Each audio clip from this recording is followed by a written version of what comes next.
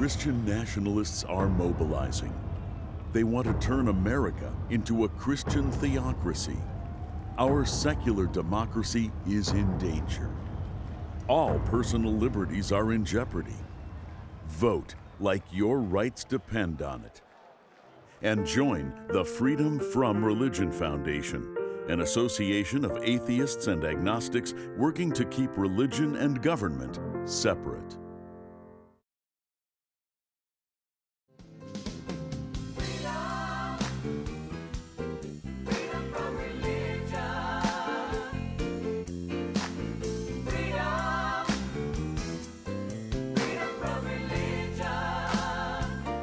Hello and welcome to FFRF's Ask an Atheist. I'm Chris Line, staff attorney here at the Freedom From Religion Foundation, and this week we're highlighting the importance of the Johnson Amendment after news broke semi-recently that a coalition of religious broadcasters and churches are suing the IRS. Joining me in studio is FFRF Deputy Legal Director Liz Cavell. Hi, Chris. And as always, we want to hear your thoughts on the topics we discussed today. Please leave your questions in the chat below, or you can email them to askanatheist@ffrf.org. We'll try our best to answer your questions live during the show. There are a lot of threats to the Johnson Amendment right now, but the one we want to start with is a few groups who want to be able to endorse political candidates without losing their tax-exempt status. The groups involved are the National Religious Broadcasters, Intercessors for America, as well as two churches in Texas. Yes, the complaint was filed in August, and it argues that churches, quote, are placed in a unique and discriminatory status by the IRS. So that code automatically classifies almost every church as a 501c3 nonprofit, which is what the Freedom From Religion Foundation is as well. And this all revolves around the Johnson Amendment to the IRS code. Now, we've talked about this topic on the show before, but for anyone that's new to the discussion, I think we should just start with a quick and dirty recap of what the Johnson Amendment is and what we're talking about here when we talk about tax exemptions and electioneering under the IRS code. Yeah, so as a lot of viewers will know probably, the Johnson Amendment was this law passed that basically ensures that it's a rule for nonprofit organizations, 501c3s, that stops them from participating in elections, endorsing candidates in an election, or just really getting involved in the political process. Like, it's a way of ensuring that our taxpayer dollars aren't being used, so a group that gets the 501c3 status and thus has those tax advantages, doesn't have to pay taxes, isn't then using that money to get involved in elections. Right, and it was named after then Senator Lyndon Johnson, which tells you how old it is and how long it's been in the IRS code. But what's important is it's just a statutory rule, like so many in the IRS code, that just says what 501c3 organizations can and can't do if they want to retain the privilege of tax exemption. So the only thing it's meant to restrict is endorsing candidates in electoral politics. So that's really important because it is a pretty narrow limitation given in exchange for a pretty broad privilege, which is tax exemption from every form of federal tax. Right. So, I mean, the key there is that in response to this lawsuit that the Johnson Amendment does not prevent free speech. These churches can still speak. Like you said, there's just a really limited area they can't speak, which is making endorsements about candidates or political parties in the arena, which is totally a fair trade-off. And why is it bad? So you touched on this a little bit a second ago, Chris, but when we're talking about, like, in the context of this lawsuit, right, because courts actually have already looked at this. This is nothing new to churches crying, free speech in response to the Johnson Amendment. But what the courts have already said on this is that, yes, it might be a restriction on a narrow restriction on what 501c3s can and can't communicate, but it is a compelling state interest to not want to subsidize political campaign intervention. In other words, what's the point of this amendment and restriction?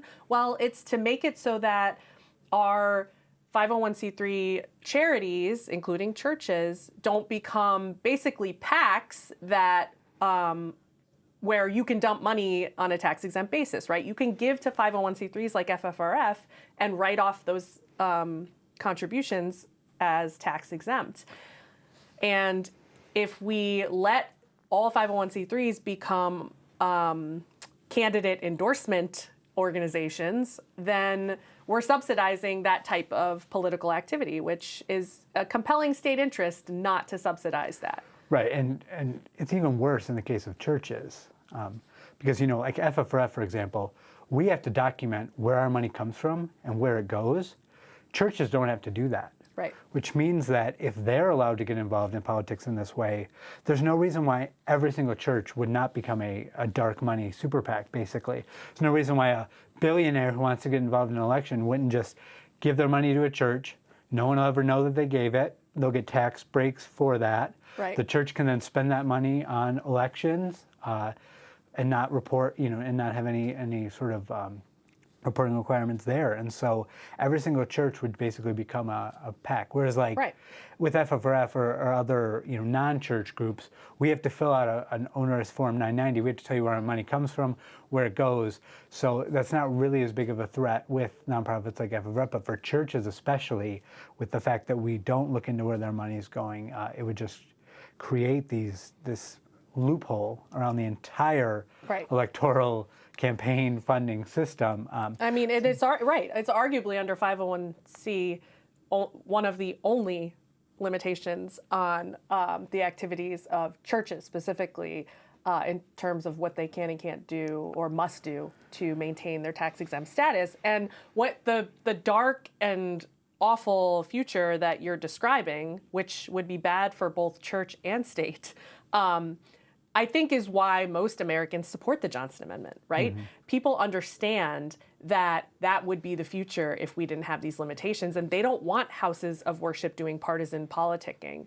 We see this repeatedly in polls. The most recent one I could find was the Pew poll from 2022, which found that 77% of respondents oppose churches or houses of worship endorsing political candidates. So the public supports the Johnson Amendment, and, you know, Americans don't want a world where churches and charitable organizations that they donate to can just use that money to basically endorse candidates and become political PACs.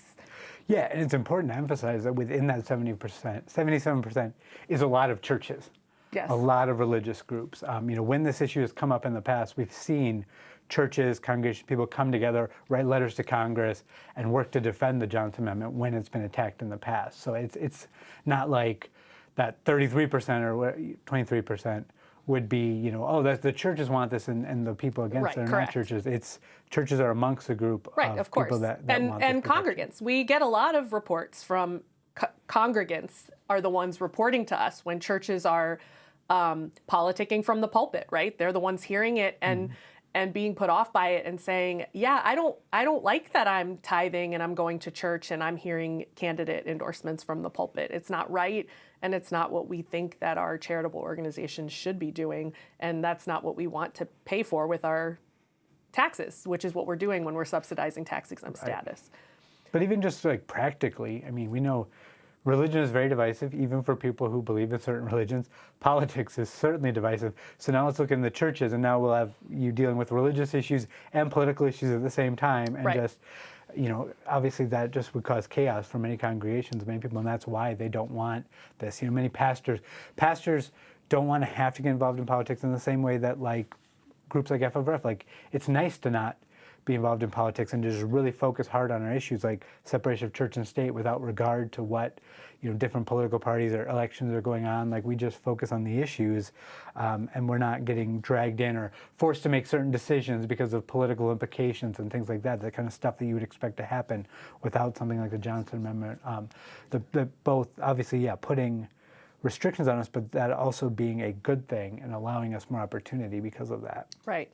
And again, we're talking about a minority of churches and religious organizations that are fighting and, always claiming that their constitutional rights are being violated by the Johnson Amendment. But again, it's that same sector, which is the most far-right, radical, and Christian nationalist, right? The dominionists, those who think that fusing religion and politics is a good thing, or a thing that is conforms to sort of what America should look like.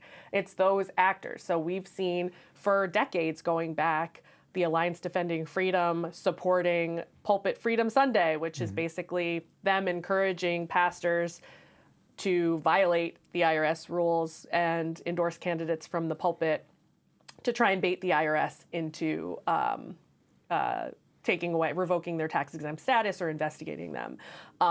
And the lawsuit that we're seeing now is from some of those same far-right Christian organizations who, they don't just want to exist as a tax-exempt entity and do charitable purposes. They want to be politicking. They want to be out there getting involved in campaign intervention and endorsing candidates and using their church resources for that purpose.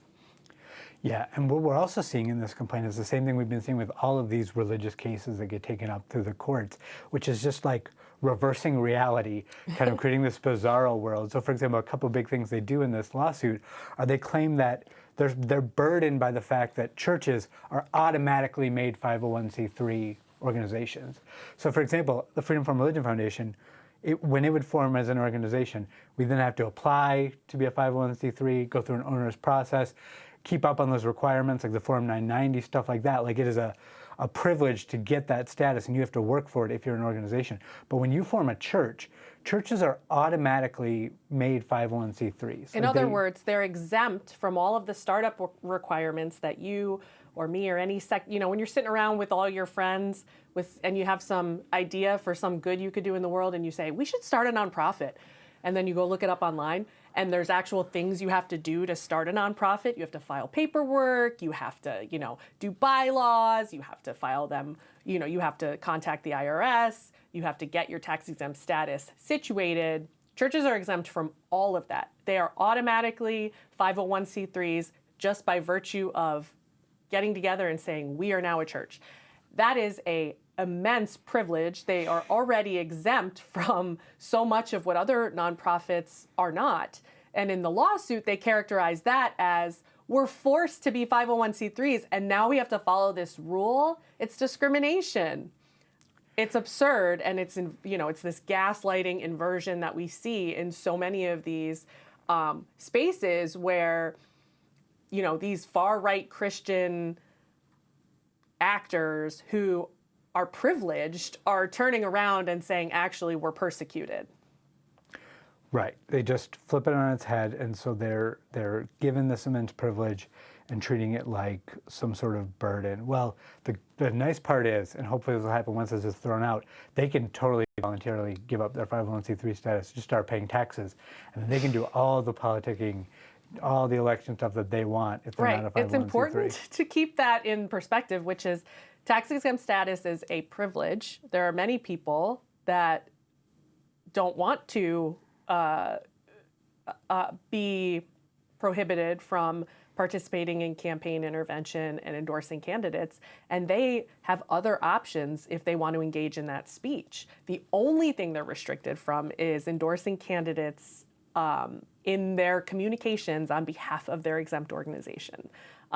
Another thing about this lawsuit that's really infuriating and is, I think deliberately trying to confuse the issue is that the lawsuit sort of mischaracterizes what the limitations are. And anytime we talk about this topic, Chris, I like to really drive home how narrow the limitation on electioneering is. So they characterize it repeatedly in their complaint, this lawsuit, as, impinging and chilling and affecting their ability to speak out about candidates and issues.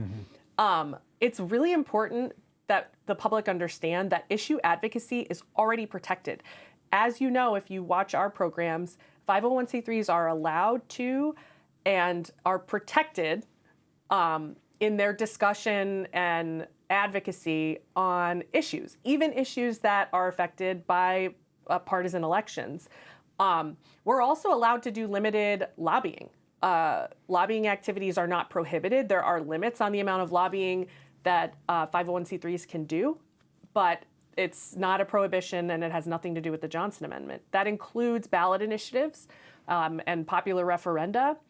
The only thing restricted by the Johnson Amendment is endorsing candidates for public office. That's it, not issues. Yes, there is a way to talk about issues that makes it very obvious that the intention of a communication is to endorse a candidate. And those are, violations of the Johnson Amendment that are, on the edge, that aren't outright vote for candidate X. Right. But issue advocacy is completely protected. It is a gross mischaracterization to say that you can't speak on the issues because of the Johnson Amendment. Yeah, it's crazy that they even try to sort of spin it that way. Like this just isn't that hard. I mean, it's not that hard is the important point. I mean, because we deal with this. I mean, things come up here at FFRF, and we're pretty able to easily find the limits. We'd be like, oh, we can do this, we can't do that. It's very simple, And in our case, we started a C4, which is another option for like C3s. If they want to do more like lobbying type political work, we have the FFRF Action Fund, and then that organization is sort of related but not the same, and then that doesn't use taxpayer funds, right. to right. do Any those activities. 501c3 like FFRF that says, gee, we wish we could do a little more in the campaign intervention space and political activities can say, well, oh, look, all these other 501 sections exist, and we can, you're looking now at our FFRF Action Fund page, we can start a 501c4. Oh, look at this section. We can do more political activities if we form an arm under this section. In churches' cases, yes, you'd have to actually lift a finger and file some paperwork, maybe even, talk to an attorney about doing this right, because it involves keeping funding separate for your C3 activities and your C4 entity activities. But it is open and available to anyone who feels burdened by the restrictions of the Johnson Amendment. The churches, as usual, want to have their cake and eat it too. Yep, and that's exactly what I was going to point out as well. The issue is not that these options aren't available. It's that the only option the churches want is we both want our tax exemption and we want to violate the rules. We don't want any formation requirements. Right. We don't want to have to file any paperwork or form new entities. We want it to be as easy and privileged for us as it is now, plus no rules. Yeah, that's a good point that I hadn't even thought about. Why isn't that their claim for relief in this lawsuit? Like, hey, we're burdened because you make us 501c3s. We'd like you to change the rules so that churches are not automatically 501c3s. It's weird that wasn't what they thought would be a good solution to that problem. Yeah, funny that. Well, let's talk a little bit about some of the other ways that we've seen these violations come up this election cycle. First, I just want to shout out to our Johnson Amendment FAQ page on our website. You can check it out if you just want to learn more background about the Johnson Amendment. Our page, The Case in Support of the Johnson Amendment, it talks about the background, why it's important, and a lot of the stuff that Chris and I are discussing here, and you can follow some more links if you want to learn more about that. Yeah, and that's a great resource, given that we're kind of talking about this pretty quickly. You can hear some things, but not necessarily pick up on the specifics. And if you go to our website, all that information's there for you to take a look at. The other thing that's important there that we won't spend a ton of time today, but that you could follow links to, is FFRF's engagement and action on enforcing the Johnson Amendment over the years, right? Mm-hmm. We've filed lawsuits. We've done all kinds of different actions to try and make sure that our peers in the 501c3 space are being held to the same enforcement standards as other nonprofits, not just churches getting special treatment, or non-enforcement by the IRS, which is whole nother That's issue. what I was going to bring up, and we could probably dissect that a little bit more in a bit here, but that is another big issue here, is that, and the other thing I was going to say, this is the bizarro world that they're creating in this lawsuit, which is that, unfortunately, despite I assume at this point, hundreds, if not thousands of complaints FFRF alone has done, let alone other people who are individually reporting churches for doing these things. Right. The IRS just isn't doing anything about it. Right. So the lawsuit characterizes it as, oh, we're so burdened the second we, use our free speech to endorse a candidate, we're going to just get shut down and it's going to be terrible. We're afraid to even talk about issues because we don't want to lose. And granted, it's no joke to lose your tax-exempt status, but it's absurd to think or to suggest that the enforcement is such that you are at like an imminent threat of losing your tax-exempt status. We know that churches have been openly and flagrantly violating this rule for basically decades. Yeah, I mean, there's definitely a few parts of this lawsuit that FFRF could definitely join in the lawsuit with. We'd happily join in and be like, yeah, we agree that there's not equal enforcement going on here, because that's one part of their thing is they're saying, oh, some people, it's not really being enforced, but they bring up other people that are allowed, like nonprofit papers that are allowed to endorse, whereas they're not. No, we'd happily join in if of they course, wanted to just like all those examples, most churches have never been investigated or dinged or in any way have had the rule enforced against them. But if that's really a concern for them, we'd maybe look into doing like a joint lawsuit to the IRS to make them start enforcing the Johnson Amendment. I think we would be down for that. It could be a good coalition effort amongst everyone to get the IRS to finally take action on these things. For example, within the past couple weeks here, we had a pretty prominent complaint that we did after the Billy Graham Evangelistic Association put out a voter guide in their Decision magazine, in that they put Kamala and Trump on the cover with socialism under Kamala and freedom under Trump. Clearly, I mean, even just that photo is weighing in on the election. There's more stuff within the pages of the voter guide, the supposed voter guide, where it's very clear that they're picking a side in the election, that they're endorsing a candidate, and that this is inappropriate action for them to be taking. So we did write, just like we've done at hundreds of other churches and other groups, we wrote to the IRS and said, hey, look at this. Like, we'll give you all the info. You guys look into it, and take whatever action's appropriate to do this, including taking away their tax-exempt status if that's what's appropriate.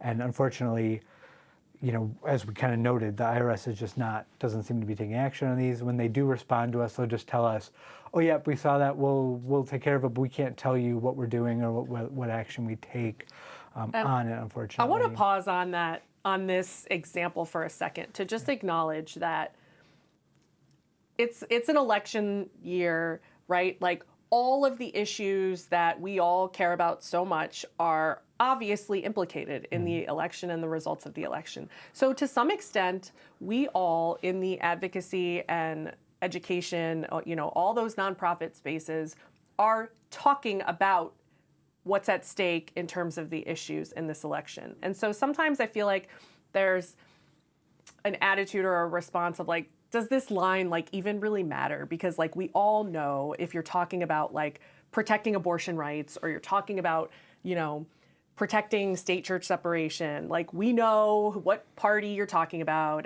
and we know what party you're talking about when you say, whatever the issues are on the other side. Like we need to get trans kids out of sports or whatever.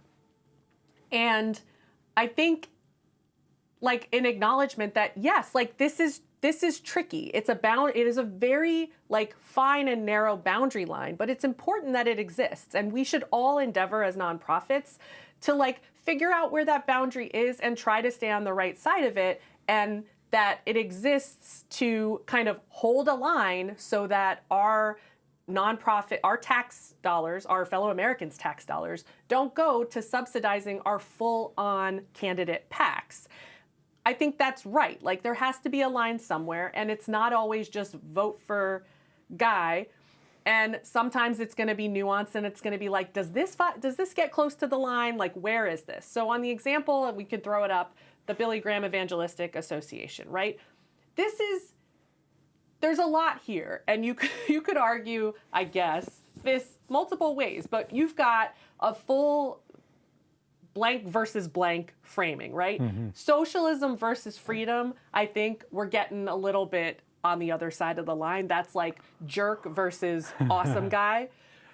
That's the coding. Yeah. We know what's being suggested there. Like freedom versus anything that's not freedom is another way of saying you've got to vote for this candidate. And that's, that's over the line. It's not as clear as something that says vote for this candidate, but it is pretty clear, and it's a violation. It goes over the line. And I think it's important to try and engage the IRS in like policing that line. Maybe it doesn't end in getting your tax exempt status revoked, but maybe you get a letter from the IRS that scares you on the other side of that line and says, hey, this is a warning, some sort of deterrence, enforcement and deterrence to keep nonprofits and churches on the right side of that boundary and to protect our tax dollars. Yeah, and this, like we said, social, these coded language is very common in these things. And one big one that they use is, and it probably helps them get away with a lot of these violations, is using terms like evil.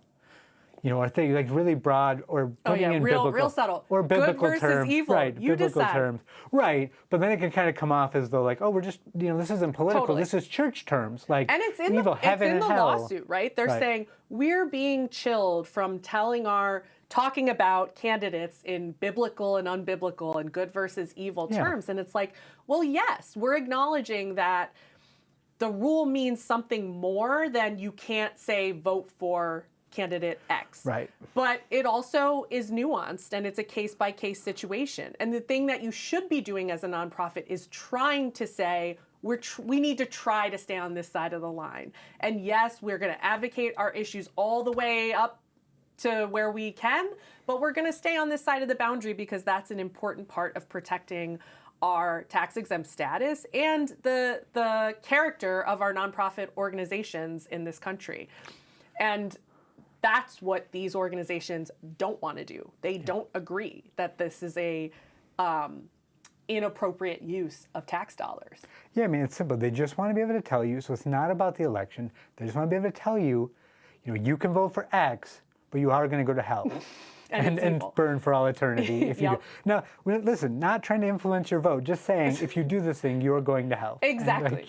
And you have to be open to being corrected, and that there's a difference. It's one of those things where it's like, you know it when you see it, and you know it when you're doing it, right? If your intention is like, oh, does this violate the rule? Maybe we should walk this back. Or, how do we say this thing in a way that is just as much a violation of the rule as possible, but we just substitute in, good versus evil. And another way to tell about these violations is that typically it's not going to be a one-off. Exactly. I mean, if you see, this one time, we've searched through everything, there's one mention where it seems like they got close to the line, then maybe they really are just trying to do their best and they just slipped up or something like that. But in this case, and we'll show you a video clip here in a second, we've got just another example. So this, just at the most recent Pray Vote Stand event held the other day, a representative of the Billy Graham Evangelistic Association, Sissy Graham Lynch, made some more comments related to the upcoming election. We got a short clip we can show you. Our battle, we have to remember, is not between political parties, but it's the epic spiritual battle of good versus evil, truth versus lies. When we have a political party who encourages children to question their God-given gender, and to take toxic hormones and to promote surgical mutilation, that is evil. When you have a political party who has such a zeal for abortion and promoting abortion all the way up to birth, but then to sign laws that will not protect a child who survives a botched abortion, that is evil. When we have an open border that encourages human trafficking and putting migrants and our own citizens at risk, that is evil. And of course, evil will never truly go away until Christ returns. And he comes back up as a mighty warrior to set up his kingdom. And he comes back for you, and he comes back for me. Yeah, so some of that clearly very bad. Some of it not, that's why, as you kind of pointed out, there's kind of this weird line where, I think, going down a specific party platform and calling different parts of it evil, is much closer to going over the line and probably is violating that. Right. Again, that's Billy Graham's daughter, Sissy Graham Lynch, who's, speaking for, I think it's daughter. Sticking with it, getting corrected, but check my facts.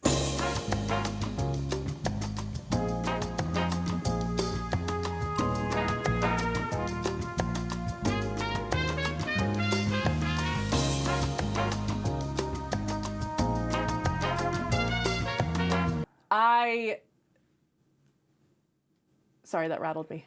Yeah. No, as you're pointing out, this is someone representing... Right. This is a summit on behalf of Billy Graham Evangelistic Association. So that's important too, right? We saw the Decision magazine. These are official communications that the nonprofit, the church, or well, they're a ministry, but I bet you they don't file formation papers or 990s. So they're essentially a church under C3. Their Decision magazine, their summit, with their own speakers, they're speaking. These are their church communications. So it's not even, it's not tricky in terms of, are they using, they're free, Billy Graham too, and Sissy Graham, they're free to go on their, personal Facebook page and say this or that or whatever. But there is a line too, not only between, communications that constitute endorsement or not, but also what constitutes your charity's official communications. And of course, clearly, these communications fall into that category. Yeah, and that's a good point to bring up because this is kind of a very blurry area. Someone who represents a nonprofit, a president of a nonprofit, something like that, could theoretically go on even a public medium, a radio station. They could go on in their personal capacity. They often don't, or try to ride the line. They're clearly being invited on because you are the president of the Billy Graham, things like that, or Franklin Graham, or someone like that, But theoretically, like you said, in private situations, and that also muddies the water, where you have these private, them posting on their private Facebook something political, which is fine. But if it all ties together, it's like, on your private Facebook, you're being super political, clearly, tying some of the messaging from the org into your own personal messaging, and then you go out and kind of launder it a little bit as the org and do the evil, vote for good, and these things are evil, but you're only talking about one political party and things like that. It just is very clearly crosses the line, and it just really, for example, FFRF, we really just try to stay away from the line. I think is the easiest way, as best you can, because then you don't risk going over. Whereas a lot of these people are clearly so willing to get up to that line that they're just going over, and with, as we kind of brought up a couple times now, the knowledge that the IRS, unfortunately, even in the egregious cases, as you noted, the Freedom Pulpit Sunday, where the pastors were literally filming themselves, being like, "Hey, take action against us. Look, we're breaking the rules." And so this, I think, is just this lawsuit that we're talking about is just the next level of that. They're like, we're tired of waiting. Yeah, the IRS just won't punish us. You for this. won't enforce it against us, so we're going to sue. We're going to sue. Yeah. To declare the law unconstitutional. Yeah. You're right, and I think it is important to say that even we don't actively try to come up to the line, but we're advocating on issues all the time. And it's like I said, it's an election year. We have conversations internally constantly about, hey, is this communication about this issue, and we're talking about the stakes of the election, where are we? The point is that if nonprofits, including churches, are trying to comply with the law, I think that gets you enough of the way there. And the IRS is doing some minimal enforcement that constitutes deterrence. Most nonprofits are trying to abide by the IRS restrictions. You have this, outlier group of churches and religious organizations who actively refuse to follow the rules. They don't want to comply with the laws. They're not trying in good faith. And that's the difference. Speaking of flagrant violators of the Johnson Amendment, I think we wanted to highlight another complaint. Yeah, a little while back, I don't think we got to talk about this on the show. We did also complain about the Catholic League making election posts we asked the IRS to revoke their status over those. For example, they posted one, Kamala Harris is not religious friendly, and they even started in assessing her candidacy for president of the United States. So unquestionably in contemplation of an election of her candidacy. This is a good example of exactly what you cannot do. You could talk about issues. There's certain forums, I think it's hard to really nail it down because it can get to be a gray area where you can compare candidates on certain issues and things like that, but it's really easy to go over the line like is done here, or in the Billy Graham situation where when Billy Graham compared the candidates, it's all pros for one side, cons for another, and it's just very clear what they're trying to do. Right. And they're not having a neutral forum where they're saying, hey, we just really want you to see what the candidates believe. It's very clear that they're trying to do it. And same thing here. We've seen some pushback saying, particularly from the Catholic themselves, kind of saying like, oh, we're talking about issues, or this, whatever. It's like, okay, except it's titled, Kamala Harris is not religion friendly. So you were focusing on one candidate. You're clearly, there's unquestionably what they're trying to do here, what the message is, what they want. And the Catholic League, obviously, since we made this company, is a 501c3. And there's no intentionality requirement to this, but my point in saying trying in good faith is that if you understand that limitation on your activities as a C3, and you're trying to put out that you're trying to put out a version of that communication that's compliant, it doesn't look like that. That is an organization that's not trying to comply with the restrictions. They're saying, we don't care. Yeah. This is what we want to say.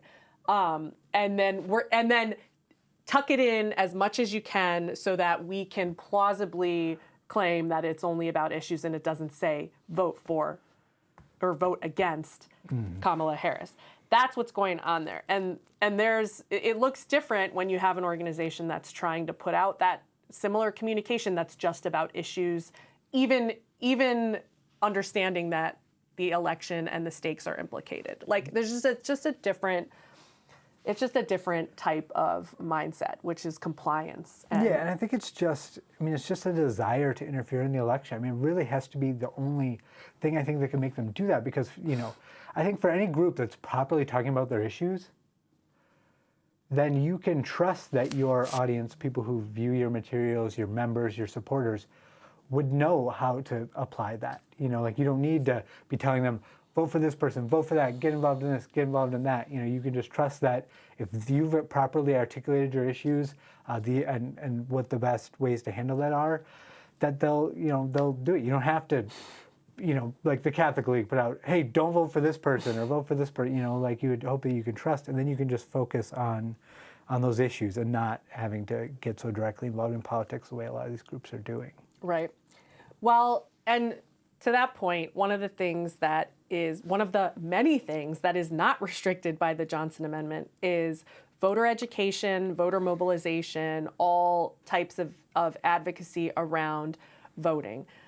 So FFRF recently launched our sort of vote mobilization drive. It's our Vote Like Your Rights Depend on It campaign. There's the QR code up there now. You can check it out. And it's totally protected and allowed under the Johnson Amendment. All 501c3s can do voter mobilization and voter education, even in obviously around an election year. And you can talk about the issues, right? We're encouraging our members and supporters to understand that their rights depend on this next election, that they have to vote, that the results of the election are tied to their vote and their concern for religion and protecting religious freedom. All 501c3s, including churches, are free to do voter mobilization.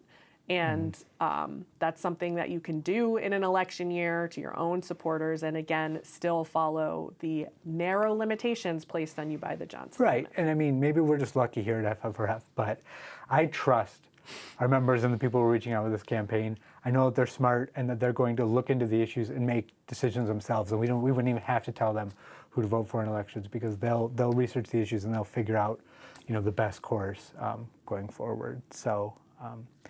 Vote like your rights depend on it, because they do. That's right. And let's see if we have any audience questions before we wrap. Every time we cover this issue, I think there's a little bit of confusion and it's a little bit statutory and thorny, but people, I feel like, always have questions. All right. So first question from a viewer. I have seen a church with a Trump 2024 banner hung outside of it. Does that violate the Johnson Amendment? Yuppers. That's not good. We get a lot of these reports with photos. People report to FFRF. Look what's in the lawn outside my church, or my church that's a polling place. That's a whole nother episode. But or a church that I just drove by, or a church in my community. Of course, a sign or a banner or a lawn sign that is on church property or on 501c3 property that endorses a candidate in the upcoming election violates the Johnson Amendment. It's improper. It should be reported to the IRS with a photograph, just for posterity in case they ever decide to start hard enforcing. Well, related to that, so that brings this question. Do you believe that the IRS is doing a good enough job regulating churches that engage in electioneering? If not, what needs to be done to improve the problem? So I don't think they're doing enough. But they could do more than nothing, which is what they are currently doing. So, I mean, I kind of already touched on this. I think it wouldn't take much. I think there is like some soft enforcement that could bring about some deterrence. Like there right now is, you have churches clamoring to get enforced against. You know, they want to be punished so that they can file a lawsuit and have better, stronger standing in injury to try and undo the Johnson Amendment and have a better version of the lawsuit that was filed that we talked about at the top of this episode. But I think short of exemption, there's so much the IRS could be doing that would go towards enforcement, which is just, deterrence. It's like the equivalent of like a parking ticket. You just, you're sending warning letters to 501c3s to let them know, like, we got this report of this banner hanging outside your place of worship. You're a 501c3, and this is threatening your tax-exempt status, and we're putting it in your file, kind of a thing, right? Like, there's softer deterrence that could be done short of, revoking exemptions for every little thing that might come close to the line. I don't think anybody's envisioning that, but there's a lot more the IRS could be doing short of that would, I think, help keep churches and all 501c3s in line with the Johnson Amendment. Yeah, I mean, my view is that I understand, I assume a lot of this too comes from fear of the courts and where we're at, and that they maybe, although too. they weren't doing it right 20 years ago. I guess what I would just say is, even if that is the case, then, so if you're not enforcing it because you're afraid that the rules will be changed and you can't enforce it in the future, then what is the practical difference? So I say, find one of these egregious examples, either that FFRF has sent in, someone or the pastor sent in themselves, just a very clear, obvious, 100% clear cut, they're endorsing, they're violating the rules, take action against them, particularly one who's done it repeatedly, a flagrant violation, one that's clear to even our biased Supreme Court justices that the rules being violated. And then, if they want to go against the rule of law and, be evil, then they will, and we'll be in the same situation as not enforcing it now. You're not wrong. I should say here that I can't think of one more recent, but it's not that the IRS has never, ever enforced this provision. Like, I'm thinking of, I can't think of the guy because it was so long ago, the mega, one of these mega prosperity gospel preachers that had just gobs of money and had, oh no, wait, maybe I'm thinking of the ministerial exemption. Yeah, no, I can't think of a good I one. believe 92, they've enforced lawsuit, it spottily over the years, but there's just no consistency. There's no strategy for enforcement. And then, of course, even if you're only making an example out of a really, really egregious sort of pattern violator, you're still not doing that, like, that deterrence that I'm talking about, or that like softer deterrence that I'm talking about, that makes it feel like it's a realistic threat and it's something more than the honor system for the charities that actually buy into the restriction, like ours and many others. But it just incentivizes these bad actors to keep acting. What ways is FFRF fighting back against electioneering churches? Yeah, so we continue to report every single violation that comes to us. So anything that's reported to us, like the example with the banner and a photo, if that was reported to us, we would report it to the IRS. There's a process for doing that. You can do that as a citizen on their website, just to make a record so that we're not letting this slide. Like, the IRS knows and they have the information, and if they're not doing enforcement, then fine, but that there's a record of it and it was reported. And we've also, again, we don't have time to get into our long history of tangling with the IRS over unfair treatment, preferential treatment of churches, but we've done that in this context. So we've sued to try, and it's tricky because you have to find a way to show the courts that you have standing to bring a lawsuit, and that's where we've run up against obstacles. But we've tried to sue the IRS to compel them to enforce this law equally against churches and other nonprofits. We haven't had success with that method, but we've tried. We did get them to agree to some changes in enforcement, but this was several years ago, and it's hard because we can't really control the funding levels and how resources are allocated for enforcement and things like that. We also sued in the past, the Trump administration. We sued when they tried to, they did issue an executive order that suggested that the Johnson Amendment would be, I forget what it was, but undone, gone. Right. We sued. They immediately capitulated and said that the executive order doesn't mean that, and it doesn't do anything to change the Johnson Amendment. And so that was a positive result for our lawsuit. So, I mean, we've done everything that we can in terms of where we've seen threats to the Johnson Amendment, and whatever we can do, trying the courts, trying other advocacy, reporting to the IRS. So we'll keep doing that. Yeah, I mean, one big thing that we do is that we do over. So, you know, if an individual reports it to the IRS isn't going to say anything, not going to respond back or anything. But like when we do it, we can put out a press release. We can draw attention to this. We can draw attention to the amount of complaints. We can use the power of a large group of people to keep putting pressure. And, you know, we'll keep working on it. We'll keep educating on this issue, get more people on board with this issue. And then that's how, you know, democracy works. At some point, we'll get someone in the IRS, whether that be from some higher up or something, to do some action on this. You know, if we keep fighting and pushing on the issue, eventually we can get action. It might not be anytime soon, unfortunately, but you know, that's how things happen. Like you keep putting political and social pressure on groups to do the right thing.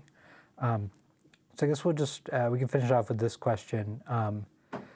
How do churches get to do this? I should start a church. Just like a fun. Hey, you might have just started one just by thinking that thought. Yeah, no, that's a good point. It's just, that's how simple, I mean, there's, I can't remember what episode it was, but there's like a John Oliver episode where he did that. He started a church, you know, for the sort of benefits that you get. So it really isn't. I mean, but the serious point that is embedded in that ludicrous question, I guess, is it already is a situation that invites abuse, right? Because it is already as easy as just saying, I should start a church, you know, and looking it up and being like, oh, dang, I could start a church right now. I don't have to file papers. I won't have to file Form 990. So no, I don't have to file tax audits. I could just start like preaching my gospel and putting out my collection plate and see what develops. And, and there's all these other rules, but I don't really have to follow them. I can just, you know, look at this. The churches never get dinged for this. They never get contacted by the IRS. So it's already a situation that is openly inviting abuse. And that's why we have so many bad actors in the church space. It's not necessarily because like that's where all like the grifters are. I remain agnostic on that point, but it's because we've created by how friendly and preferential our system, our tax system already is to churches and religious organizations. We've created a system that's where you go if you want to make people tithe and just not be financially accountable to them or to the taxpayers. So, you know, there's problems all over the tax code. This is the one rule that the churches are being asked to comply with on the same basis as other charities. And what do you know? It's more than they can bear. And to your point about the abuse and things like that, it's actually even worse than that, because what we've seen, and this is an issue that's taken up by like Jared Huffman and some people in Congress, is that certain religious organizations weren't content just to be religious organizations. They're now claiming that they're churches so that they can have additional benefits. I can't think of what the big one was right now, but one of the big religious orgs has declared themselves a church now and gets additional Right. benefits. Like an organization like ours that does legal work and advocacy, but they have, they have a Christian mission. Yep. Calling themselves a church because their legal work is ministry or whatever, and therefore now we don't have to file Form 990s. So they have budgets that are like in the hundreds of millions of tax-exempt dollars, donations, and if they decide that they're a church, then they don't have to do any financial accountability. They don't have to tell us where that came from. They don't have to tell us where it's going. Yeah. You can just, do whatever. So yeah, great. Happy. It's not a good situation. Yeah. So the point is, this is why we fight so hard, like tooth and nail, to hold that boundary that the Johnson Amendment sets for nonprofits that includes churches. They already receive such preferential treatment under the tax code that this is the one boundary that keeps and protects everyone's tax-exempt donations from being used, just totally gobbled up by partisan politics in an election year. Most Americans agree with us because it's obvious. That would be just a situation that is massively open for abuse, and you already have so many exemptions for churches that they would just become PACs, and that would be a bad situation both for churches, I think most people agree, and obviously for taxpayers. Yeah, I think that sums it up. Okay. Very well. Well, listen, that wraps up this week's episode of FFRF's Ask an Atheist. A new episode of our broadcast TV show, Free Thought Matters, airs this weekend. FFRF co-presidents Annie Laurie Gaylor and Dan Barker will speak with Sean Norris, an investigative journalist who has covered far-right movements in the UK and their move into the mainstream. Something to write about as a journalist, and noticed that there was an anti-LGBT referendum taking place in Romania. And this vote was to try and do a preemptive strike about equal marriage. And so I was like, okay, that's interesting. I'm interested in LGBT rights. I'm interested in Eastern Europe. So I went over to Romania and interviewed various activists about this referendum to find out where the threats were for gay rights in the country. And what kept coming up was that there was all this influence of American Christian nationalist and Christian right organizations on this referendum. You'll be able to watch that episode soon on the FFRF YouTube channel. And don't miss our weekly radio show, Free Thought Radio. You can find Free Thought Radio at ffrf.org/radio or wherever you get your podcasts. And be sure to check out the latest episode of We Dissent. It's the only podcast hosted exclusively by women constitutional lawyers discussing state-church separation. Listen and subscribe to We Dissent wherever you get your podcasts. Check us out online at we-dissent.org. Finally, if you want more information about the Freedom From Religion Foundation, you can visit our website at ffrf.org. If you're a member already, thank you. If not, please join us. See you next time on FFRF's Ask an Atheist.